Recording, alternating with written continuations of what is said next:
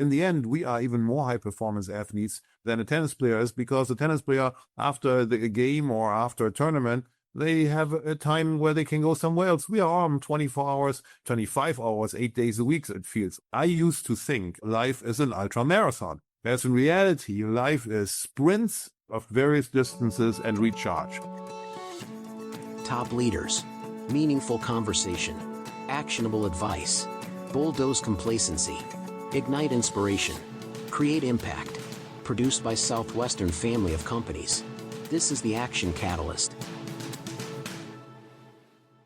Today's guest is Klaus Kleinfeld, the former CEO of Siemens and Alcoa, the only leader to have successfully served as CEO of 2 Fortune 500 companies on different continents.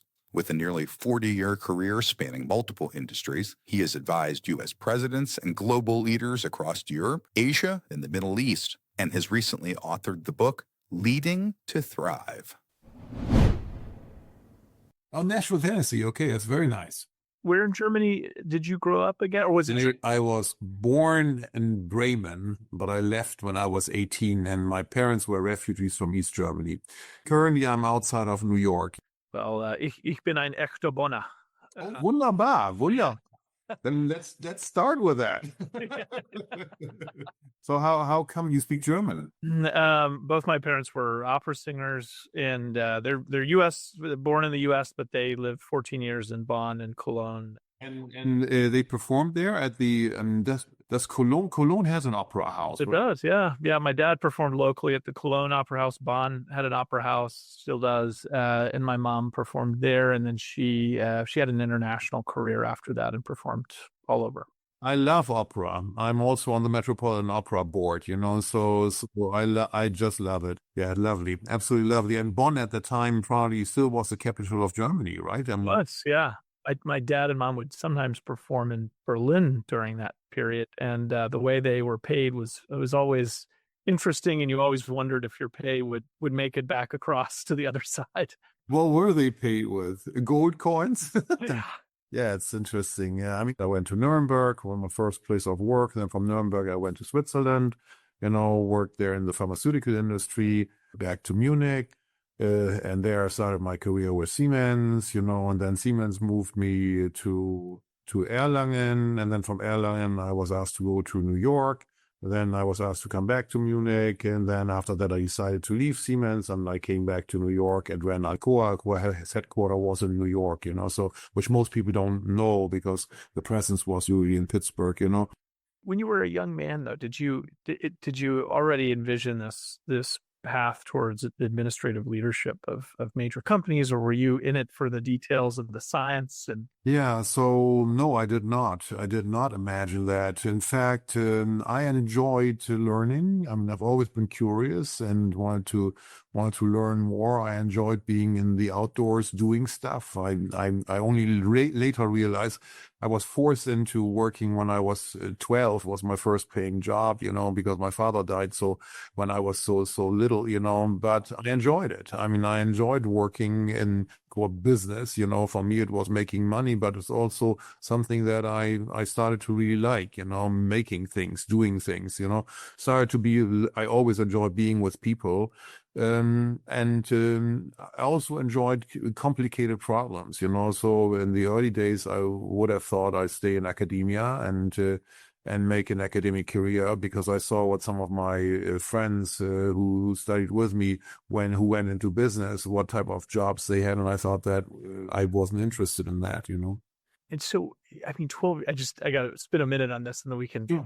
What could a 12-year-old? Well, first of all, it's illegal to employ a 12-year-old, but the local supermarket, first of all, I was fortunately relatively tall at a young age already, so they never asked me for a passport, so they needed somebody who refills the racks, and ideally comes in early in the morning and changes also the fresh goods, milk and stuff, before the supermarket opens, and be there on the weekends, and where there was a lot of traffic, so I did that, and they paid me 2 Deutschmarks an hour, made my first money. The motive was very simple. I wanted a new bike, for instance, so things like things. I mean, what does a 12-year-old want? You want a nice bike. And very early on, then also I started to love music. So then it became records.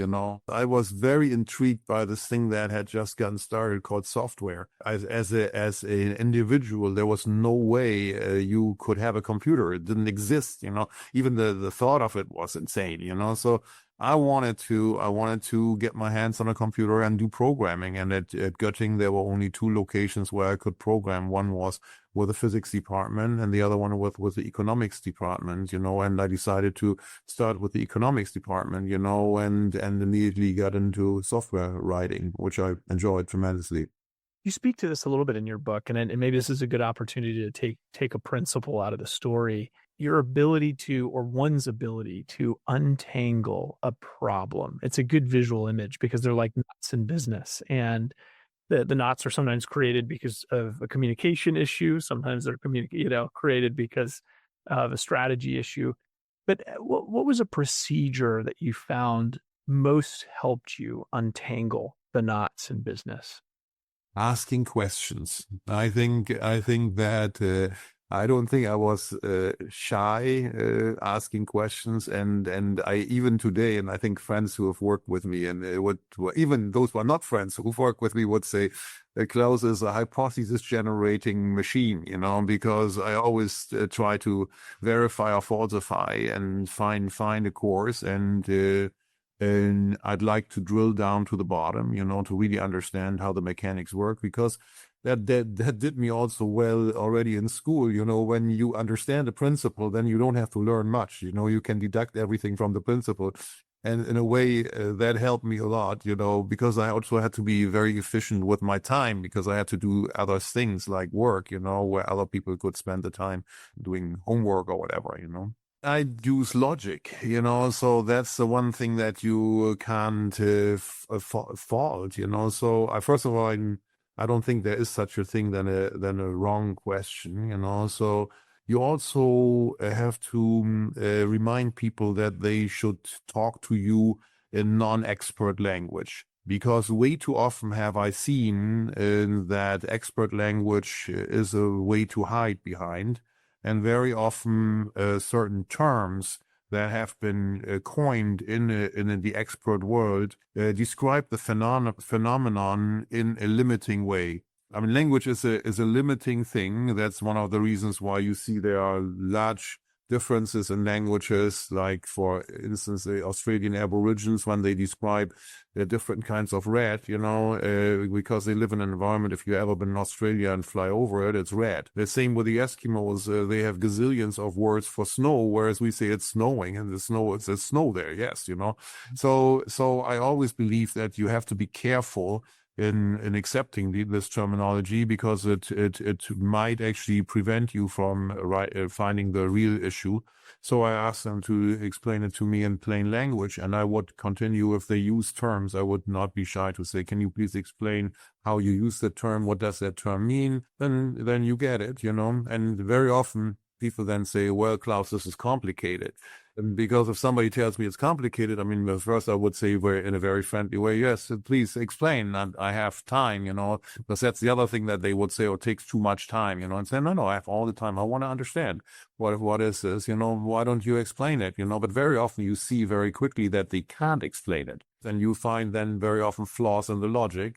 The moment you have flaws in the logic, you say, why did that individual who's supposedly the expert not ask these questions? Maybe I have to get some other people looking into this, or maybe I have to drill even further here, This brings to mind another question where I feel that this strength of yours played out, which is that there's really only been, I think, yourself that's captained multiple companies at the CEO level on different continents that are in the Fortune 500, right? There's two companies that you've led as a CEO on two different continents, and that really hasn't been done before. And one was US based and one was German.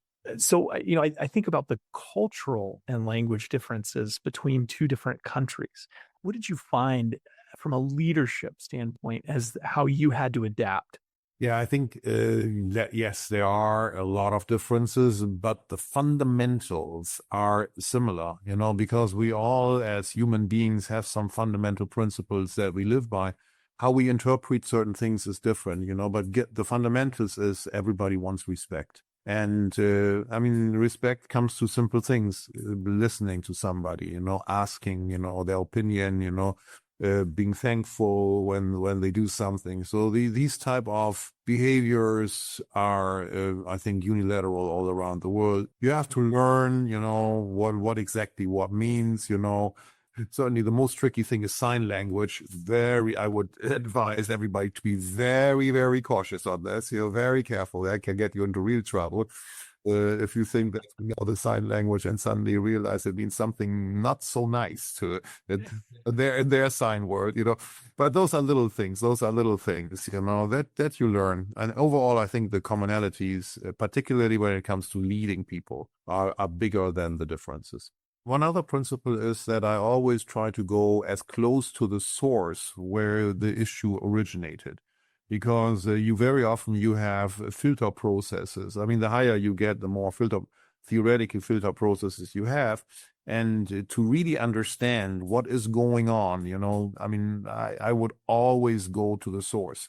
And literally to the person who is standing at the machine, where something is going wrong, and understanding what exactly are you observing. That gets lost in translation, I mean, at a certain level, you don't even talk to the head of the factory anymore. You talk to the division head. You want to make sure that you really, really go down to the core. It very rarely is someone's life just pure accelerated growth. There's plateaus, there's down curves. Klaus, you've had such extraordinary success, not just in arriving in leadership at a company, but helping companies really scale and grow. What have been some of those plateau moments that presented real challenges for you personally? The first kind of wake-up call shock was when my father died, and I was 10, and basically my life became a very different life then, because it made me ask a lot of very fundamental questions. The next biggest one was when after 20 years, 20 plus years, I decided to leave Siemens. Because obviously after 20 years, you have a lot of friends there, you have a lot of memories, you feel at home. But I decided that the environment was just not worth for me to stay on, and I moved. Very difficult, very, very difficult, And then there's a ton of others, when you have to restructure, sir, and you know that how many families are affected by it, and at the same time, if you don't do it, you risk that everybody will get affected by it. I mean, so by making that, you can at least save the core, or hope that you can save the core, and you can never be certain, whether it works out or not. So you've done the best you can. You've got all the facts together, and you hope that it will work out after you've done your best. And there's really nobody who, as a leader, who carries the burden other than you. At least that's been my view of leadership. When I take it on, I'm accountable, and I live with the consequences, and I stand up for it. Yeah, and you mentioned quite a bit around energy, where it stems from, but also how you can recognize which quadrant you're in that moment. One of those quadrants, I think you've labeled as the burnout quadrant. It's what is it? Low energy, and what was the other variable? Low energy and negative, so burnout is basically your toast. Yeah. Yeah, well, that's an interesting one. Let me take a step back. I've always driven for efficiency, because I also never had time, had to do stuff, so I was always driving for efficiency. I always thought it's willpower, good German, willpower, boom, boom, boom, plow through, so until one day I realized it's all about energy. And how did I realize that? I realized it very straight. It came relatively late in my leadership life, So when I realized the following phenomenon, I saw around me people really getting burned out. I also saw that not only older people, but younger people got burned out, and I thought, wow, what is this? And then I love playing tennis, wish I could play better, but I love it, And in the tennis world, I saw another phenomenon. they got older and older and older, the top performers. So I was thinking, what on earth is going on there? In the end, it's all about performance, whether you're in business or whether you're in tennis, all about performance. How come that there's this dichotomy? So I started looking into it, as a curious person, I want to learn more about it. How can a tennis player, who has no time to recover really, just 20 seconds between the serves, how can they do that? And how can they do it at such a late age? And I realized that in this whole high performance scene, the concept of energy had been introduced, and that they were not talking about time management or whatever on the court. They were talking about how do you recharge? How do you keep your energy? How do you get resilience? And then I started my own journey and trying to figure out what is energy? What gives me energy? And I realized it's the old thing of body, mind, and soul. The body, I understand, but then on the mind is basically mental and emotional. And then on the spiritual side, nobody even talks about the spiritual sides, but those are the things, there are no more. Those are the things that give us energy, and they can also drain energy. There's a flow in this because you burn, in the morning you get up, you have a full tank of energy, typically, if you have slept relatively well, and then you burn it through. So, and there are a lot of tricks, that the high performance players have learned, and leaders can learn the same thing.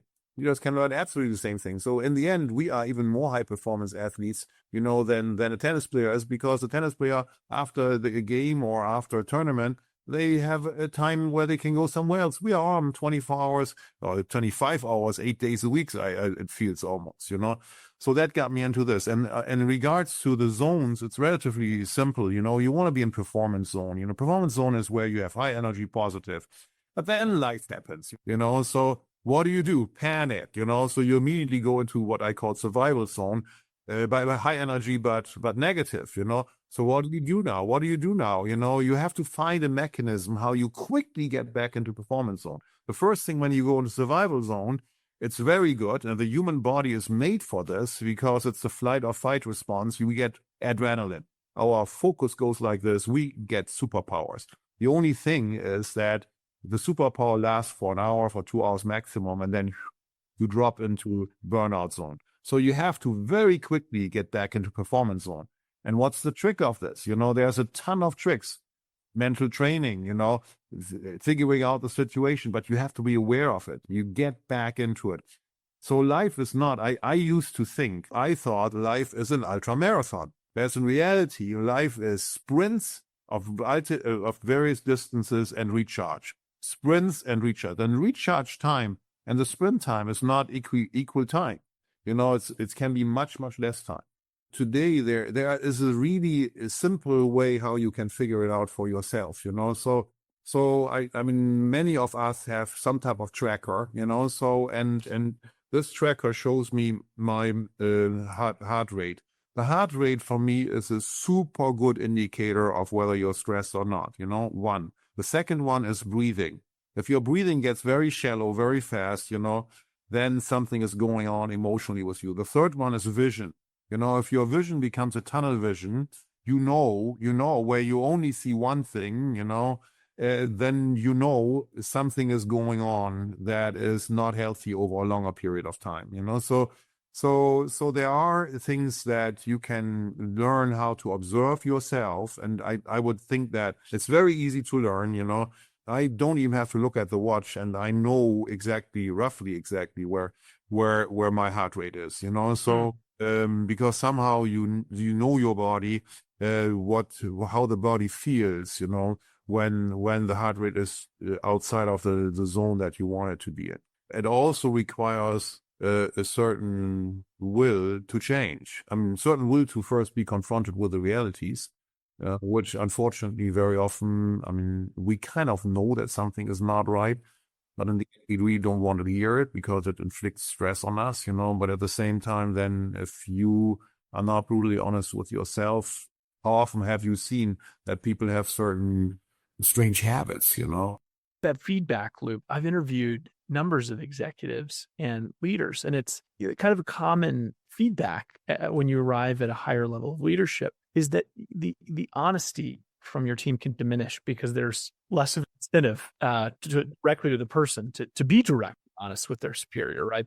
How would you go about moderating that risk for those around you? Or how would you go about making sure the feedback was honest, even if it's not always what you want to hear? By the way, this is one of the big differences when I was asked to move into a leadership role here in the US for the first time. It's one of the big differences between a German environment and a US environment. The US, I mean, if you as a CEO start a conversation and want a feedback from your team, it's very interesting. The team very often does not offer feedback. They ask you questions. And I realize that the reason why in the US you have that situation is simply because in the US, if you want to fire somebody, the person is gone literally in a minute.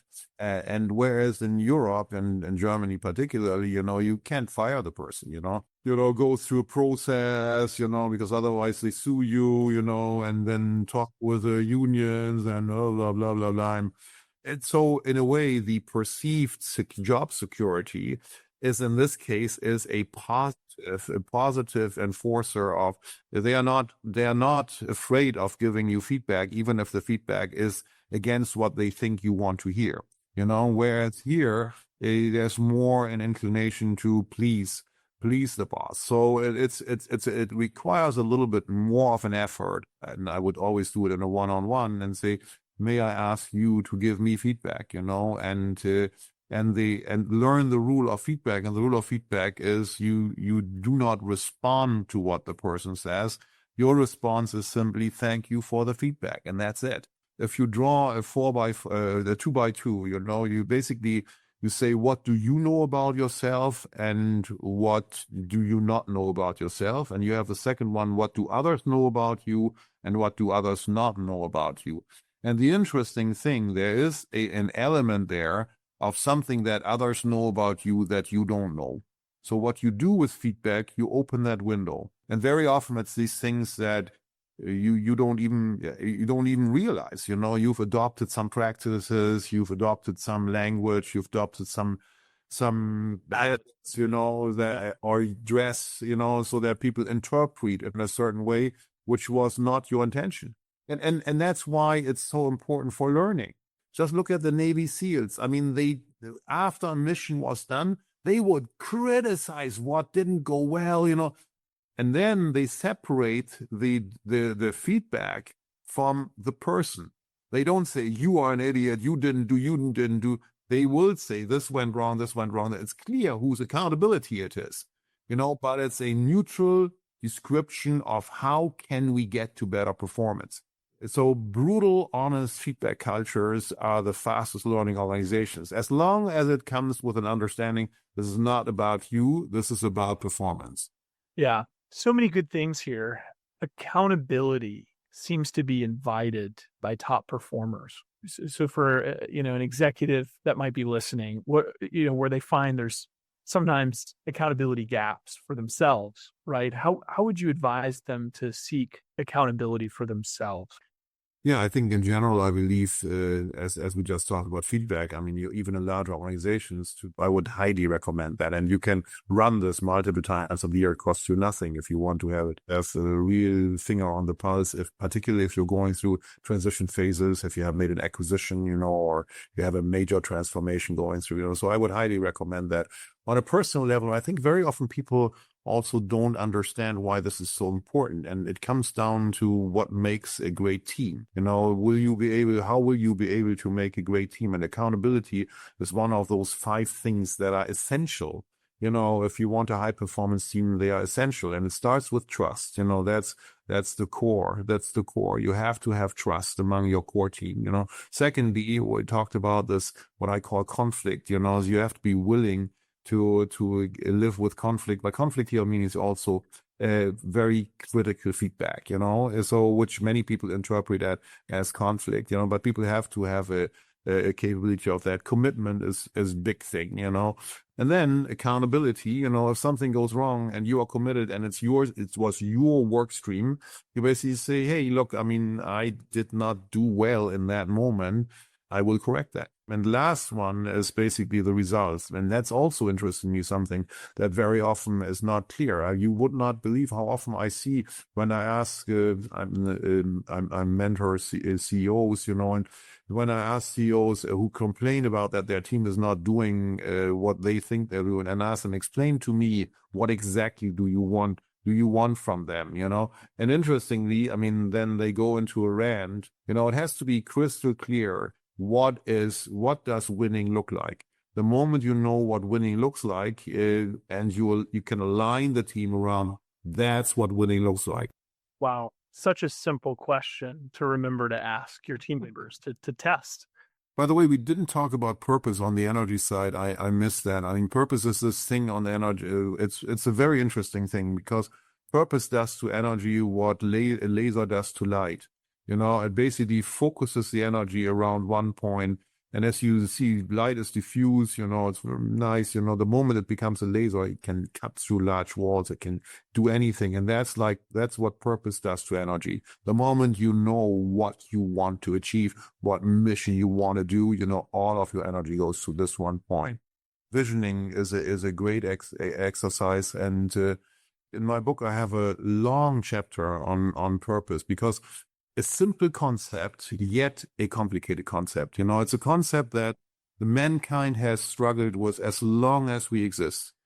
What was your purpose? What was the purpose that you landed on? That's the other thing. My purpose also changed. My purpose changed, and it's not just one purpose. It can be multiple purposes. So my purpose clearly has always been around, I want to raise a lovely family and have a great relationship with my children, and want to have children and want to have a great relationship with my children, and also the family of my wife, and want to be a great husband. At the same time, when I've been running large organizations or even small ones, the purpose was, I want to make this successful. And I want to help people excel in here. The people element also was always there. Those have been constant elements of the purpose. I love it. I change it or I leave it. So I needed work originally. For making money. But even then I lived by the principles. Even then I believed. I want to get energy from it, and I want to feel that it serves a good purpose for me. So I love what you said, and it's kind of a great wrap-up point. And if you've probably seen this quote, but it's called "The Master in the Art of Living." In this description, he says, "The master in the art of living is the person that makes it so hard to tell if he's working or playing, because at the end of the day, he's always doing both." I like that. Yeah, wonderful. So many good lessons in here, Klaus. I know we could probably go for another hour, but I'll stay to our time. The book was wonderful to do an initial read through, and I'd recommend it. Where can people find and follow your future wisdom outside of what you've authored? I don't do much on social media. I do LinkedIn. So my LinkedIn profile, you find me on Klaus Kleinfeld, and I do write these things myself, and I do comment also, and and the book can be found on Amazon, and on many other platforms. There's also an audiobook around it, which I really like. I didn't read it myself, but I like the guy who read it, and he has a wonderful voice. I love it. I really love it. Yeah. So good. Great knowledge today. And coming from someone who grew up in the land of Haribo gummy bears and Beethoven, really glad to spend time with. Well, Adam, wonderful pleasure. Yeah. Thank you so much, Klaus. Thank you very much. If you enjoy this podcast, please make sure to subscribe. And to stay updated on everything that the Action Catalyst is up to, make sure to follow us on Facebook and Instagram at Action Catalyst Podcast, and on Twitter at Catalyst_Action. And thanks for listening.